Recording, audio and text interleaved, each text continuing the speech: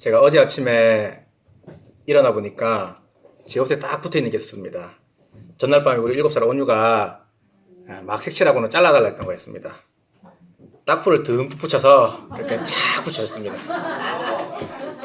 떼는데 쭉 이렇게 돼서 이렇게 확실하게 딱 붙여줬습니다. 종이 카네이션입니다. 어버이날 그리고 카네이션 달아주기는 1908년 미국의 안나 자비스라는 분으로부터 시작됐습니다. 26년 동안 그분의 어머니가 주일학교를 잘 봉사하다가 이렇게 돌아가시자 그 1년 뒤에 그 어머니 돌아가신 날 추모하는 그 추모 예배 때에 이제 카네이션을 쫙 장식하고 사람들이 선물을 준 것을 계기로 이제 미국에 그게 쫙 퍼졌습니다. 그래서 1914년 미국의 윌슨 대통령이 우리 5월 둘째 주일을 어머니 주일로 지키자 이렇게 하면서 또 어머니 주일 지키면서 또 카네이션을 달아주는 것이 미국에서 이렇게 시작됐습니다. 100년 정도 됐죠, 전통이. 자, 그걸 갖다가 우리나라에서 구세군이 또 1930년에 처음 이제 도입했습니다. 어머니 주일을 구세군에서 처음 지켰고, 그 다음에 1956년에 이제 기독교인 대통령, 우리 이승만 대통령이 5월 8일을 어머니날로 지키자 이렇게 해서 5월 8일 어머니날 이렇게 1956년에 딱 이제 지정하게 된 겁니다. 그러다가 이제 1973년에 아버지는 그러면은 소외되는 거냐 하면서 이제 이걸 바꿔서 어머니날이 아니라 어버이날로 이렇게 지키자. 그렇게 해서 이제 대통령령으로 이제 1973년부터 우리가 어버이날로 5월 8일을 지키고 있죠. 그렇게 법정 기념일로 지키면서 부모님의 은혜에 감사하고 또 노인을 공경하는 마음으로 이렇게 카네이션을 이렇게 달아주는 게 오늘까지 이루어지고 있는 겁니다. 자, 이렇게 우리의 카네이션, 그리고 어버이날, 또 어버이 주일, 이것은 한 100여 년밖에 안 되는 짧은 문화지만은 이제 부모님을 공경하는 원래 그 정신, 그것은 훨씬 오랜 역사를 가지고 있습니다. 하나님은 처음 인간을 창조하시면서부터 부모를 통해서 자녀가 태어나게 하셨고 또 자라나게 하셨습니다. 부모를 공경하도록 하나님께서 하셨죠. 그리고 또한 명시된 법으로 확실하게 명령으로 내 부모를 공경하라 하신 것만 해도 무려 이 십계명 기록된 지가 지금으로부터 3,500년이 더 전입니다. 그리고 우리 흔히 효도하면은 유교를 떠올리기 쉽지만은 하나님은 공자가 유교 사상을 정립하기 무려 1000년 전에 이미 부모를 공경하라 하고 이 십계명으로 우리에게 말씀을 주신 겁니다. 그리고 이 십계명 중에 5번째 계명이 내 부모를 공경하라죠. 그러니까 하나님이 10가지 계명 꼭 지켜야 된다 하는 것 중에 특별히 사람에 대해서 지켜야 될 계명들 중에 제일 첫 번째가 바로 이 5계명, 내 부모를 공경하라라는 말씀입니다. 이렇게 부모에게 효도하는 것이 사람 사는 가장 기본이라는 것이 하나님 뜻인 겁니다. 자, 오늘은 어버이 주일을 맞이해서 우리가 어떻게 또 부모님과 또 성경에서 말하는 것은 부모님뿐 아니라 어르신들에게 나보다 나이 많은 분들에게 효도를 하며 살아야 되는지 말씀을 통해서 한번 살펴보기 원합니다. 첫째로 우리 부모님을 또 어른들을 우리는 공경해야 됩니다. 우리 오늘 말씀 신명기 5장 16절 말씀 같이 읽겠습니다. 너는 내 하나님 여호와께서 명령한 대로 내 부모를 공경하라. 그리하면 내 하나님 여호와가 내게 준 땅에서 내 생명이 길고 복을 누리리라. 네, 부모를 공경하라 라고 말씀합니다. 여기서 공경하라라는 말은 귀하게 여기라라는 겁니다. 이 공경하라는 말 자체가 무겁다, 또 가치를 두다, 풍부하다, 높이 평가하다, 존경하다, 영광스럽다라는 의미를 담고 있습니다. 원래 이제 성경의 원어가 그런 뜻을 가지고 있습니다. 그러니까 부모님을 귀하게 여기고 정말 높여드리고 존중해 드리라는 겁니다. 또 성경에 보면은 이 공경하다, 경외하다는 말을 하나님께 쓰이고 또 부모님에게 쓰였습니다. 그러니까 하나님을 귀하게 여기고 하나님을 섬기는 만큼 부모님을 귀하게 여기고 부모님을 잘 섬기라는 겁니다. 우리가 부모님을 높여드리고 부모님을 공경해야 되는 이유들, 많은 이유들이 있지만 하나님이 말씀하시는 가장 중요한 이유는 뭐냐면 하나님의 명령이기 때문에 그렇습니다. 하나님의 정한 법칙이라는 겁니다. 명령하신 대로 하라라고 보면 또 기록되어 있죠. 인생을 창조하시고 계획하시고 창조하신 하나님의 뜻이 바로 부모님을 공경하라는 것입니다. 그러니까 우리가 부모님에게 가져야 할 평생의 태도가 바로 공경입니다. 이 부모의 권위가 누구에게 주어진 겁니까? 누구에게서부터 주어진 겁니까? 하나님의 인간에게 주어진 겁니다. 하나님 주신 겁니다. 그래서 우리가 부모님을 높여야 되는 이유는 뭐 부모님이 자녀보다 체격이 크고 또 뭐 똑똑하거나 힘이 세거나 아니면 능력이 많아서 부모님을 섬겨야 되는 게 아닙니다. 무엇보다 하나님이 부여하신 자리가 너는 자녀 그리고 부모님은 너 위에 요 이제 질서이기 때문에 우리는 그대로 부모님을 인정해야 하는 것입니다. 그런데 하나님은 부모님을 공경하라라고 명령하지만은 명령으로 그치지 않고 또 복을 약속하십니다. 복까지 약속해 줍니다. 우리 부모님을 공경하면 오늘 본문에 어떤 복이 따라옵니까? 이 땅에서 오래 살고 또 잘 살게 되는 복을 하나님 덤으로 주시는 겁니다. 명령인데 복까지 지키면은 복까지 주시는 겁니다. 그러니까 반드시 어떻게 하라는 겁니까? 부모님을 공경해야 된다. 어른들을 잘 섬겨야 된다. 이렇게 말씀한 겁니다. 부모님을 귀하게 여기는 게 얼마나 중요한지 성경에는 이걸 3중으로 이야기합니다. 우리 처음에 명령이다. 명령이다. 두 번째, 잘하면 복을 줄게. 그리고 또 반대로 못하면, 안 지키면, 부모님을 경시 여기면 혼낸다, 채찍이다 말합니다. 부모를 존중하지 않으면 죽이라고까지 성경에 기록되어 있습니다. 출애굽기 21장 17절 말씀 같이 읽겠습니다. 출애굽기 21장 17절 자기의 아버지나 어머니를 저주하는 자는 반드시 죽일지니라. 그리고 21장 15절에 이렇게 말합니다. 자기 아버지나 어머니를 치는 자는 반드시 죽일지니라. 그러니까 엄마 아빠를 저주하거나 때리는 자, 부모님을 저주하거나 부모에게 폭력을 행사하는 그 자리까지 나간 그 페르나는 사형시키라는 겁니다. 이게 이스라엘 나라의 국법이었습니다. 하나님 그렇게 이스라엘 백성들, 하나님 구원하신 그 백성들을 새 땅에서 그렇게 살아야 된다. 엄격하게 부모 공경을 지켜야 된다. 이렇게 말씀한 겁니다. 그만큼 부모님을 존중하는 태도를 절대 잃어버려서는 안 된다 하는 것입니다. 성도 여러분, 하나님 뜻대로 부모님을 공경하시기 바랍니다. 내 부모가 아무리 무식하고 또 연약하고 가난하고 인격이 아쉬울지라도 자녀는 부모를 귀하게 여겨야 됩니다. 그건 내게 베푼 사랑 때문에 하게 되지만 무엇보다 뭡니까? 그것은 하나님의 명령이기 때문에 우리는 부모님을 귀하게 여겨야 됩니다. 우리 자녀가 또 우리가 자라서 청년이 되면은 우리가 많이 배우고 또 자랄수록 생각도 깊어지고 경험도 쌓입니다. 이때부터 우리가 많이 배우지 못한 부모님에 대해서 이제 좀 아쉬운 부분들이, 약한 부분들이 보이기도 합니다. 그러나 어떤 교회 청년은 이렇게 이제 고백하더라고요. 우리 부모님 내가 자라면서 보니까 청년이 되면 이렇게 말합니다. 책임 있는 삶을 살지 못했지만은 그래도 존경합니다. 이게 하나님 믿는 사람의 고백이 된다는 겁니다. 존경할 거리가 있어서 존경하는 게 아니라 부모님이기 때문에 존경합니다. 이게 하나님 우리에게 원하시는 것입니다. 하나님께서 부모님의 자리를 구약에 두셨습니다. 우리는 부모가 아니고서는 이 땅에 존재하지 않았습니다. 다시 말해서 하나님께서 이 땅에 부모님을 통해 우리를 여기 두신 것입니다. 그래서 우리는 구원받은 백성답게 하나님 질서 안에서 부모님을 존경하며 사시기를 주님으로 축원합니다. 자, 둘째로 우리 부모님에게 순종해야 됩니다. 에베소서 6장 1절 말씀입니다. 에베소서 6장 1절 자녀들아 주 안에서 너희 부모에게 순종하라. 이것이 옳으니라. 순종하라 말씀합니다. 이 순종은 귀를 기울여 듣는다라는 말이고 또 그대로 말을 들은 대로 따르는 것을 말합니다. 이제 우리 아이는 이제 부모님을 통해서 태어날 뿐 아니라 또 어떻게 합니까? 자라나가서 사랑구실하고 신자구실, 성도구실을 하게 양육을 받습니다.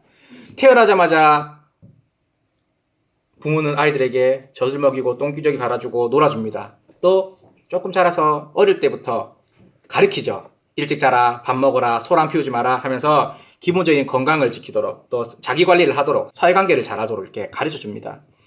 그런가 하면 믿는 부모는 또 어린 자녀에게 어릴 때부터 신앙을 가르쳐 주죠. 주일 성수와 11조 빼먹지 마라. 또 말씀 묵상과 기도를 생활화해라.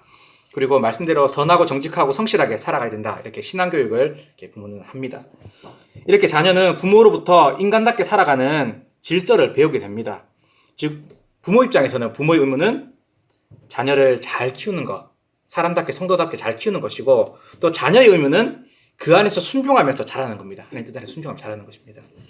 그래서 그런 이제 전체적 맥락에서 부모에게 순종하라 말씀하는 겁니다.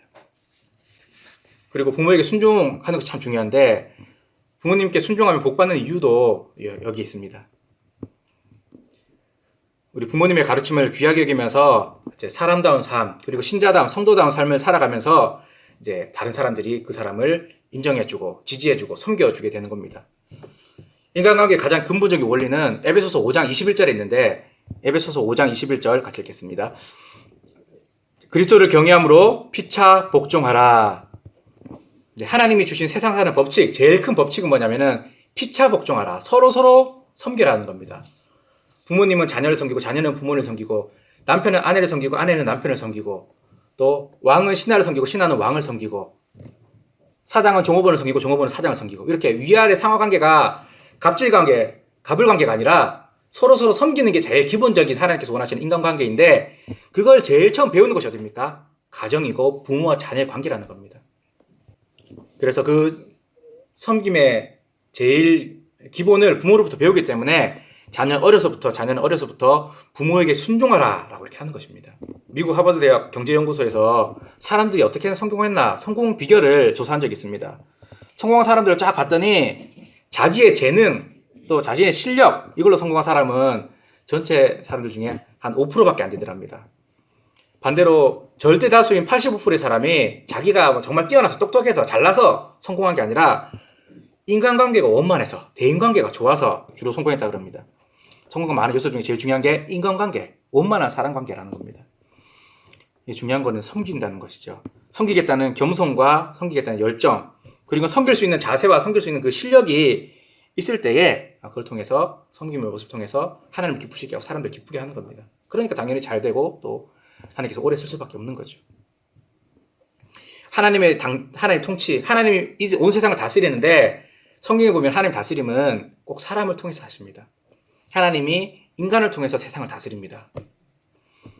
그런데 그 하나님 다스림을 더 자세하게 보면은요, 하나님 아버지의 뜻을 누가 순종하십니까? 예수님이 순종하심으로 하나님 뜻이 이루어집니다.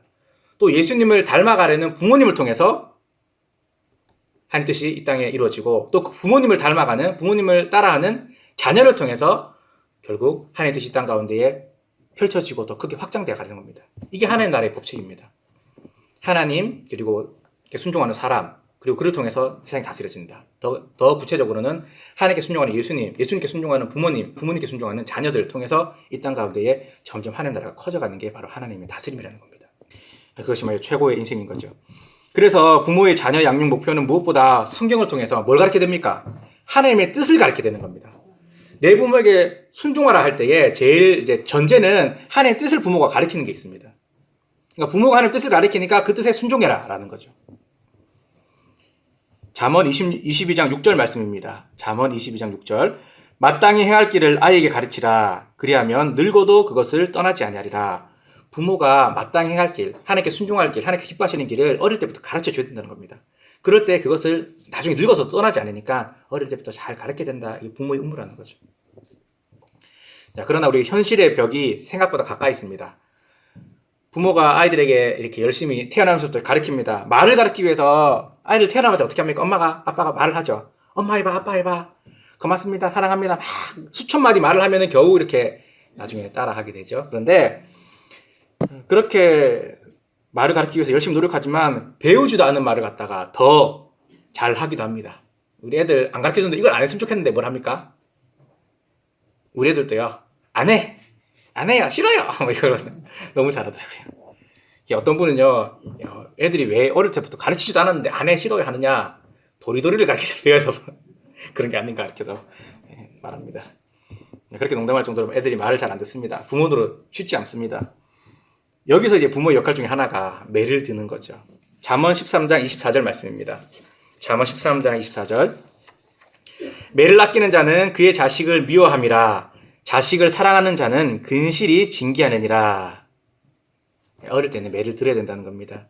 그러니까 자녀가 청소년기에 접어들기 전까지는 아닌 것에 대해서는 분명히 이제 원칙을 세우되 무조건 감정대로 때리는 게 아니라 자녀들도 왜 잘못했고 잘못한 것 때문에 얼만큼 혼나는지 이제 인지하고 그도 이제 아는 가운데에 그렇게 엄밀하게 하는 부모님이 가르쳐야 된다는 겁니다. 그러니까 이 매를 통해서 자녀 가운데 있는 교만과 고집과 아집, 그 땡깡 피우고 뭐 이런 것들 있잖아요. 자기 마음대로 하려는 그런 것들을 다듬어 주어야 되는 겁니다. 그러니까 원칙 가운데에 부모님은 자녀의 죄는 꺾고 의는 살리는 것을 하나님을 대신해서 하나님 주신 선물로 그렇게 키워야 된다는 겁니다.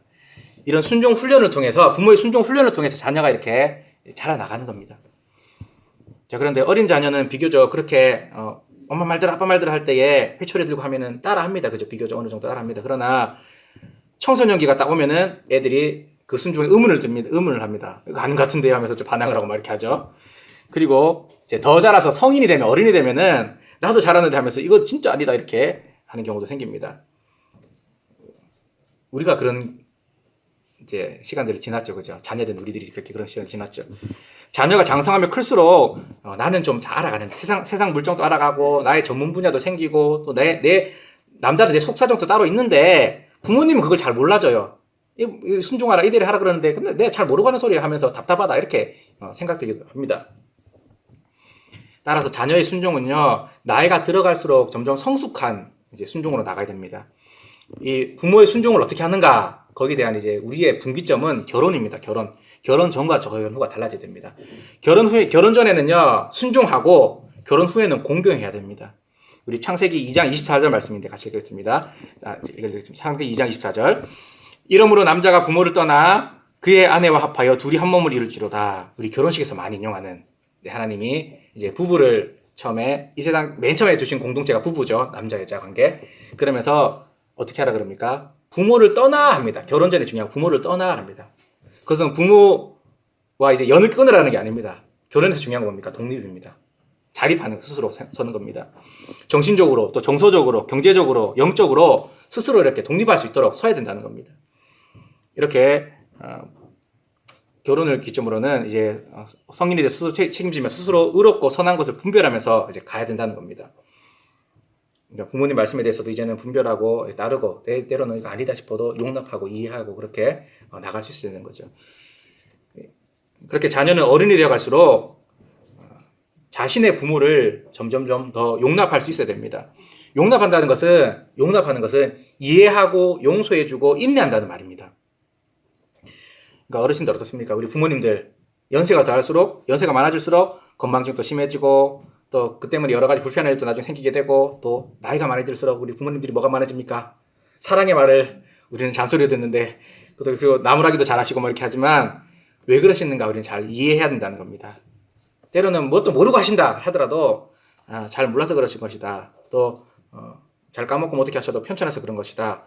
부모님의 연약함과 부족함에 대해서는 우리가 인내하는 것. 그래 되도록 들어주고 그래요 하고 이제 말은 그렇게 수긍해주고 그렇게 이해하도록 노력하는 것. 이게 장성한 자녀의 모습이라는 것입니다. 자 그렇게 우리가 자라나면서 또 한편 중요한 거는 부모에게 순종을 하되 딱 거절해야 되는 거 있습니다. 뭘 거절해야 될까요? 확실하게 거절해야 되는 거. 죄는 거절해야 됩니다. 마태복음 10장 37절 말씀입니다. 마태복음 10장 37절. 아버지나 어머니를 나보다 더 사랑하는 자는 내게 합당하지 아니하고 아들이나 딸을 나보다 더 사랑하는 자도 내게 합당하지 아니하며. 이제 원래 제일 큰 원칙은 부모님께 순종하고 인내하되 뭡니까? 불순종해야 될 분명한 선이 있다는 겁니다. 한계선이 있다는 겁니다. 우리 인생에서 우선순위가 우리 지난주에 뭐라고 살펴봤습니까? 성경에서 하나님 사랑이 제일 먼저고 그 다음에 이웃 사랑이 제일 먼저고 이웃 사랑 중에서 제일 앞에 있는 게 부모님 사랑이고 그 다음에 마지막에 뭡니까? 내 자신 사랑이죠. 근데 그 가운데에 이제 부모님이 하나님보다 다음 순위에 있는 거예요. 부모님이 하나님보다 앞서서 너 이제 교회 가지 마. 우리 제사 지내야 돼. 하는 영적인 죄를 짓게 하는 경우. 또 혹은 전보자 아니면 굿하자 뭐 이런처럼 영적으로 죄 짓게 하는 일들에 대해서는 우리가 거부할 수 있어야 된다는 겁니다. 그런 것 외에 부분들에서는 순종하고 이해하려 노력하고 인내해주고 이렇게 하는 것이 우리 자녀의 모습인 것입니다.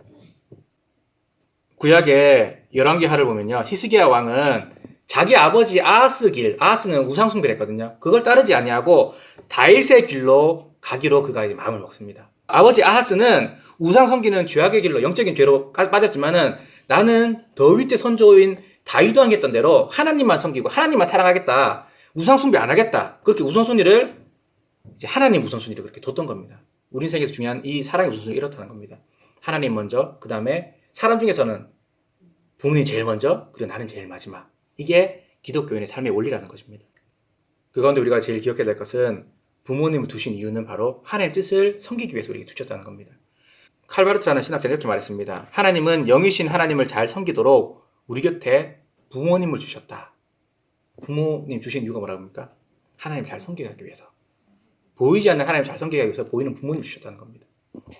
만약에 불신 부모님들이 계시다면 그분들도 깨닫고 돌아올 수 있도록 다른 일들에서는 다 순종하면서 기도하고 또 전도하시기 바랍니다. 그리고 때로는 하나님의 때를 기다리면서 그렇게 부모님께 계속 다른 일들에 대해서 순종하면서 그렇게 부모님을 섬겨 나가시기 바랍니다. 그렇게 부모에게 잘 순종하는, 바르게 순종하는 자녀들 되시기를 주님으로 축원합니다. 자, 마지막으로 우리는 부모님께 감사를 표현해야 됩니다.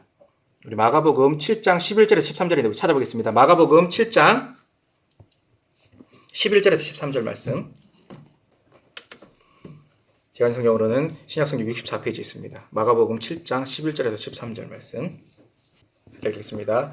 너희는 이르되 사람이 아버지에게나 어머니에게나 말하기를 내가 드려 유익하게 할 것이 고르반 곧 하나님께 드림이 되었다고 하기만 하면 그만이라 하고 자기 아버지나 어머니에게 다시 아무것도 하여 드리기를 허락하지 아니하여 너희가 전한 전통으로 하나님의 말씀을 폐하며 또 이 같은 일을 많이 행하느니라 하시고 예수님 지금 책망하시는 거죠. 유대인들이 고르반, 그러니까 부모님한테는 공경하지 않아도 고르반을 하나님께 드렸다는 겁니다. 부모님 공경하지 않아도 내가 하나님께 이미 11조 바치고 금식하고 가난한 자를 구제하고 하나님께 대해서 하나님을 공경하는 삶으로 살았으니까 다 한 것이다 이렇게 여기는 겁니다. 그랬더니 하나님이 이게 잘못된 행위다 말씀하면서 네가 어떻게 부모님이나 노인을 공경하지 않고 하나님을 공경하게 하느냐 이렇게 신랄하게 비판하시는 내용입니다. 그러니까 부모님에게도 정확하게 감사의 표현을 이렇게 해야 된다는 겁니다. 심지어 성경은요, 부모를 돌보지 않으면 불신자보다 악하다 말씀합니다. 디모데전서 5장 8절 말씀입니다. 디모데전서 5장 8절에 누구든지 자기 친족, 특히 자기 가족을 돌보지 아니하면 믿음을 배반한 자요, 불신자보다 더 악한 자니라. 만약에 자신의 가족, 부모님을 섬기지 않으면은 믿음을 배반한 거고, 믿지 않는 자들보다 그게 훨씬 악하다 이렇게 말씀합니다. 그러니까 하나님의 이 원리, 하나님이 나를 사랑해서 부모를 주셨고 또 부모를 섬겨야 된다. 이게 하나님의 뜻이고 하나님 복 주는 길이고 아니면 하나님께서 이제 하나님께로부터 화가 임하는 하나님 그만큼 싫어하시는 것이다. 이걸 안다면은 믿음대로 우리가 부모님을 섬겨야 된다는 겁니다. 즉 부모 공경은 하나님 섬김의 중요한 방법이고 또 구원받은 백성이라면 마땅히 그렇게 해야 된다는 것입니다. 우리 부모님 왜 섬겨야 됩니까? 또 우리 잘 아는 부분들 생각이 원합니다. 부모님 참 고생하셨죠. 부모는 하나님의 뜻에 따라서 해산의 고통을 지나서 손발이 닿도록 양육하며를 기르셨습니다. 사람이 근데 언제 철든다 그럽니까? 네, 내가 애 키워보면 애가 철든다 그러죠. 옛날에 이런 광고가 있었습니다. 엄마 내가 키워보니 엄마만 알겠어. 애가 애를 키워봐야 철을 든다 그럽니다. 엄마가 내어보니까 이제 어릴 때 내가 했던 것들 우리 자녀를 통해서 이제 고생하면서 밥투정, 잠투정, 고집 피우기 이게 얼마나 힘들었을까? 우리 엄마 얼마나 속상했을까? 얼마나 고생하셨을까? 이렇게 안다 그러죠. 그리고 한편 엄마 덕에 또 아빠 덕에 이만큼 컸구나 자랐구나 감사한 마음도 그제서야 생긴다 그러죠. 부모님의 그 고생을 좀 알아주시기 바랍니다. 그런가 하면 부모님은요 진짜 감사한 게 뭐냐면은 안 좋은 걸 다 본인이 가져가려고 그러세요. 예수님이 그렇게 하셨던 것처럼 예수님의 우리 죄와 저주를 다 담당하신 것처럼 마치 그것처럼 우리 부모님도 할 수만 있으면 나의 모든 안 좋은 것들은 부모님이 다 담당하려고 그러세요. 우리 신명기 보면요. 부모님께 순종하지 않는 자를 죽이라는 명령이 정말 구체적으로 나와 있는데요.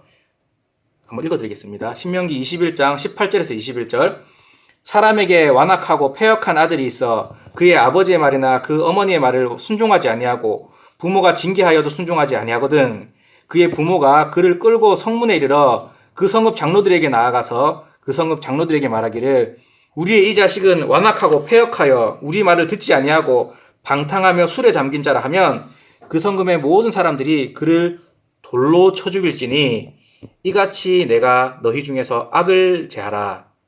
그리하면 온 이스라엘 백성들이 듣고 두려워하리라. 이게 뭐라 말합니까 하나님이?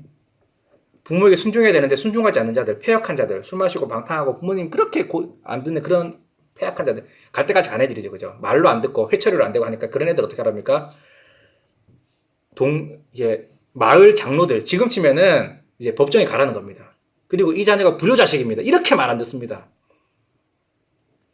그렇게 하면 어떻게 하랍니까? 돌로 사형시키라는 겁니다.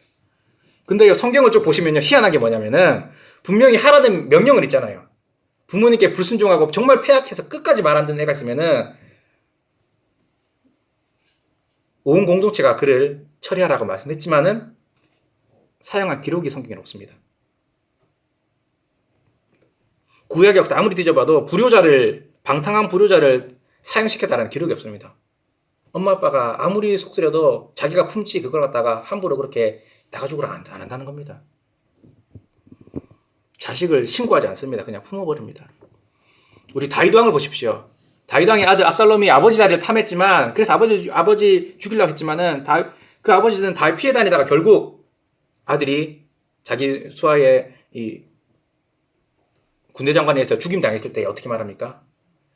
압살롬아, 압살롬아, 내 아들 압살롬아, 차라리 내가 죽었다 오면 하면서 그 패역한 아들한테 차라리 내가 죽었으면 좋았겠다 그렇게 말합니다. 그게 부모님 마음이라는 거죠. 또 리브가를 보십시오. 성경에. 자기 아들 야곱이 축복을, 장자 축복을 받고 나는데 그렇게 하기 위해서 막 깨를 써갖고 이게 설마 들키면 어떡하나 뭐 아들이 두려워하니까 아니다. 저주는 엄마가 다 받을게. 혹시 잘못돼갖고 저주 생긴다면 또 이렇게 화가 생긴다면 내가 다 받을 테니까 너는 그냥 내 따라해라. 그렇게 하면서 부모는 그렇게라도 자녀를 세워주고 싶어 하는 겁니다. 이렇다 부모님은요, 나를 위해 모든 걸 감수하면서 끝까지 축복하는 분이라는 겁니다. 그리고 부모님은 언제나 저주만 받을 뿐 아니라 내가 고생은 내가 해야지.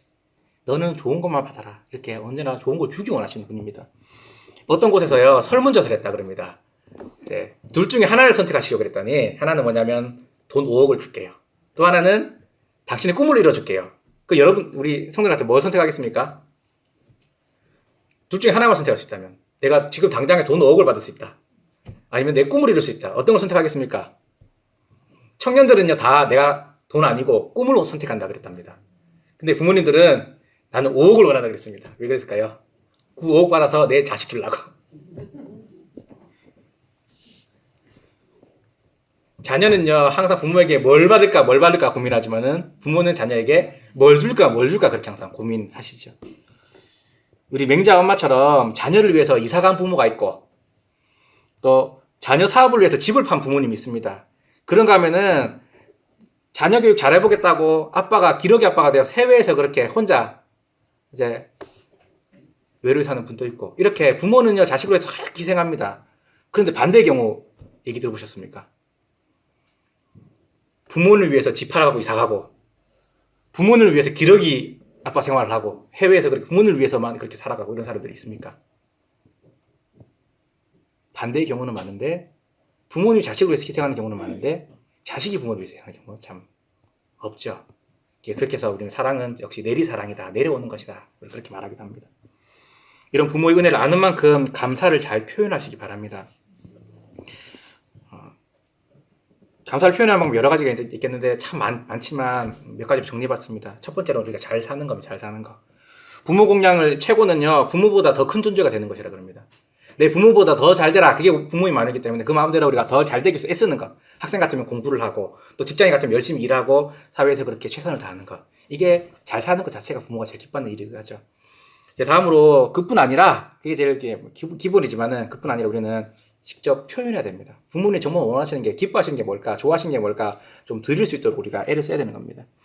그러니까 우리가 아무리 부모님이 이걸 좋아하시겠다 내 딴에는 부모님 생각했는데 부모님이 진짜 좋아하는 게 따로 있을 수 있다는 겁니다. 그래서 우리는 그걸 알 수 있도록 지혜달라고 기도하시고 또 실제로 그걸 좀 찾으시기 바랍니다. 옛날에 어느 마을에 소문난 효자가 있었습니다. 이게 잘 아실 텐데 어떤 새로 원님이 부임해서 효자한테 상을 내리려고 이렇게 불러서 물어봤습니다. 야, 자네가 이 마을의 유명한 효자라 하는데 부모님 형편이 어떤가? 그랬더니 효자가 이렇게 말했습니다. 네, 아버님이 15년 전에 그 어머니 떠나보내시고 지금 홀로 계십니다. 그래서 혼자 사시는데 불편함 없도록 제가 최선을 다해서 아버님을 모셨습니다. 그러다 보니까 지금 어느덧 효자 소리를 듣게 됐습니다. 이렇게 말했습니다. 그러자 원님이 후한상을 안 내리고 호통을 쳤습니다. 아주 이 고얀 놈 봐라. 여봐라. 당장 권장을 때려라. 권장 3대 맞고 집에 돌아왔습니다. 아버지한테 말했습니다. 권장 때릴 때 이렇게 말했습니다. 지는 지마누라 하고 살면서 아버지가 15년 동안 혼자 사는데도 아버지 장가도 안 봐주는 놈 이렇게 하면서 때렸다는 아버지한테 그 얘기를 하니까 돌아와서 집에서 아버지가 야 이번에는 원님 제대로 오셨구나 이렇게 하더랍니다. 네, 자식이 효도를 하되 부모님이 원하시는 걸 좀 해야 된다는 겁니다. 부모님이 원하시는 거 부모님마다 다 다르겠죠. 우리 게리 호프먼 박사가 사랑의 언어라는 책을 썼죠. 여러 가지 종류로. 사랑의 언어가 그 부부 관계에서 또 연인 관계에서 그리고 자녀들에게 어떻게 사랑하는 것이 그들에게 가장 적합한 사랑일까 이제 5가지로 정리를 했죠. 첫 번째로 인정하는 말, 두 번째로 함께하는 시간, 세 번째로 선물, 네 번째로 봉사, 육체적 족종, 5번째 이렇게 했는데 뭐냐면은 서로 각 사람마다 좋아하는 게 다르답니다. 사랑의 언어. 내가 이걸 하면은 사랑받고 있구나 하고 느끼는 게 다르답니다. 어떤 사람은 인정하는 말을 갖다가 들을 때에 내가 사랑받고 있구나 여기는 사람이 있는가 하면 어떤 사람은 그거 아니고 선물 줘야지. 사랑받고 있거나 느끼는 사람이 있고, 다른 사람은 그 선물도 필요 없고 말도 필요 없고 그냥 함께 있어주면 좋아하는 사람이 있습니다. 그게 최고 사랑받는다 여기는 사람이 있고, 어떤 사람은 그거 아니고 나는 스킨십, 육체적인 접촉을 받을 때에 사랑받고 있구나 그렇게 여기는 사람이 있다. 사람마다 그게 다 다르답니다. 그래서 그분의 책이 처음에는 연인 관계에서 어떻게 사랑하는 방법을 썼다가 뭐 부부 관계에서는 또 이제 자녀와 부모의 관계에서는 했는데, 그 책이 희한하게 부모에게 어떻게 사랑의 언어로 사용할 것인가 그건 없더라고요. 그래서 제가 나름대로 이 틀로 한번 정리를 해봤습니다. 첫 번째, 우리 부모님이 만약에 인정하는 말을 좋아하는 분이라면, 근데 이게 다 골고루 다 필요한데, 사랑하는 방법들이 필요한데 제일 그것 중에 좋아하는 게 따로 있다는 겁니다. 그 중에 인정하는 말을 좋아하는 부모님이 있다면은 그 부모님들에게는 감사의 마음을 좀 표현해야 되겠죠. 직접적으로 말로 하고 문자로 하고 뭐 편지를 하고 이렇게 표현을 하시기 바랍니다. 그리고 부모님 말씀할 때 귀 기울여 들으면서 할 때에 인정하는 거 좋아하는 분들은 이렇게 말을 들어드리고 또 감사 표현하고 이걸 좋아하십니다. 그래서 그렇게 하시기 바랍니다. 다음으로 함께하는 시간을 귀중하게 여기는 사람, 시간을 같이 보낼 때에 참나 사랑받고 있구나 여기는 분도 있습니다. 그런 분들에게는 이제 같이 여행도 가고 여행도 보내드리고 본인분들이랑 같이 가고 또 멀리 못 가면은 뭐 그냥 근처에 외식하면서 맛집에 가거나 동네 산책을 같이 하거나 그렇게 할 수도 있겠죠. 옛날에는 제일 큰 효도가 부모님 업어드리는 거라 그랬답니다. 우리 한자 효자도 보면은 늙을 호자 밑에 아들 자자가 있잖아요. 이렇게 어머님을 업어갖고 이렇게 거동을 불편하시니까 그렇게 구경시켜 드리는 거. 이게 외출시켜 드리는 게 이게 바로 효도라는 겁니다. 오늘 말하면 이게 이제 여행시켜 드리고 네, 여행 같이 가고 그렇게 함께 이제 가는 것입니다. 네, 그런가 하면 어떤 부모님은 선물을 좋아하는 부모님이 있습니다. 필요한 물건을 사드리고 또 옷을 사드리고 또 뭐 용돈을 드릴 수 있겠습니다. 우리가 어버이날 선물 흔히 많이 하는 게 우리 다 이거 하셨죠? 교회에서 준비한 이 카네이션을 이제 우리 100년 동안 전통을 지키고 있지만 부모님들은 이걸 최하의 선물로 받는다는 거. 제일 받고 싶지 않은 선물. 또 흔한 카네이션. 1위가 뭘까요? 돈이랑 10만원짜리 수표라 그럽니다. 부모님 좋아하시는 걸로 선물해 드리기 바랍니다. 또 봉사를 또 더 기뻐하시는 부모님이 있습니다. 섬기는 걸 성기를 받을 때에 나 사랑받고 있구나 느끼는 분입니다. 이런 분들에게는 직접 가서 요리를 해드리든지 아니면 청소를 해드리든지 뭐 소일거리 같이 도와드리면서 그렇게 또 시간을 보내면서 이렇게 할 수도 있겠죠. 자, 마지막으로 육체 접촉이 있습니다. 부모님과 스킨십 어떻게 하나? 그냥 안마해드리고 등을 자주 긁어드리고 손발톱 깎아드리고 이렇게 이제 그런 사람 손길이 그런 부모님들에게는 이런 것들도 이렇게 하시면서 부모님을 잘 섬기기 바랍니다. 그런데 우리 어르신들을 모시는 것이 성경에서는 또 말씀하고 있지만 참 우리가 스러워하고 있죠. 그래서 어르신들은 또 스스로 노년을 준비하기도 합니다. 뭐 연금을 들고 보험을 들고 뭐 투자를 하거나 그래서 내 노년 내가 책임져야지 그렇게 하는 게 또 요즘 추세이기도 합니다. 그런가 하면 아니 정부에서 책임져 주기를 부모님도 바라고 자녀도 바라고 뭐 그런 경우도 있습니다. 그러나 성경에서는요 자녀가 부모를 책임지는 게 하나의 뜻입니다. 제일 기본은 그리고 원칙을 일단은 이제 말씀드리면은 이제 자녀가 부모를 섬기는 게 제일 원칙입니다. 그래서 우리가 물질로 부모님을 다 책임질 수는 없어도요 외로움 정도는 책임져 드리는 자녀가 되기 바랍니다. 이 세상에서 제일 그런 면에서 훌륭한 사람은요 부모님을 모시는 사람이 외로움을 이제 해결해 준다는 면에서는 부모님을 모시는 사람이 1등이라 그럽니다. 다음으로 2등은 부모님을 찾아뵙는 사람이라 그러고, 그래도 그나마 3등은 이제 자주는 못 배워도 전화를 자주 드리는 거. 이러니까 저는 우리 부모님에게도 우리 장모님에게도 좀 불효자긴 합니다. 그래서 말씀드리지 죄송하지만 그래도 이런 것들을 이제 알고 좀 더 우리가 노력하시기 바랍니다. 그리고 또 나중에 노년이 되어서 어쩔 수 없이 요양원에 보내드리는 경우가 있습니다. 그러더라도 좋은 자녀가 돼야 됩니다. 같은 요양원에 보내더라도요 자녀들이 다 다르다 그럽니다. 최악의 자녀는 요양원에 돈만 보내는 자녀라 그럽니다. 그보다 조금 나은 자녀는 가끔 오긴 하는데 이제 가끔 와갖고 부모님께 불평하고 또 직원들을 막 혼내는 자녀가 있답니다. 이런 사람 참 아니죠. 근데 직원들이 제일 좋아하는 사람, 또 부모님이 제일 기뻐하는 사람 어떤 사람이겠습니까? 자주 찾아가고 부모님께 효도하고 거기서 직원들에게는 고맙다 인사하면서 이렇게 하는 자녀가 이제 최고의 자녀라 그럽니다. 자, 성도 여러분, 부모님 섬기는 방법도 참 다양하고 또 우리 부모님에게 딱 맞는 게 있습니다. 이미 나는 나이가 많은데 나보다 더 그러나 연세가 있는 분들 섬기면 됩니다. 근데 그 방법들 생각하시면서 하나님 뜻대로 잘 어르신들 섬기기 바랍니다. 오늘 어버이 주일 맞이해서 어떻게 부모를 공경해야 될지 살펴봤는데 정리하면은 부모님을 귀하게 여기기 바랍니다. 어르신들을 귀하게 여기기 바랍니다. 다음으로 부모님에 대해서 순종하고 인내하시기 바랍니다. 마지막으로 우리 부모님이 원하시는 또 내 동네의 어른들이 원하시는 맞춤 효도를 우리는 해야 되겠습니다. 그리고 뭐 이렇게 다 잘 아는 말씀들이죠. 중요한 건 조금씩이라도 실천하는 겁니다. 그렇게 실천하면서 우리 부모님과 하나님을 기쁘시게 하는 효자 성도 되시기를 주님으로 축원합니다.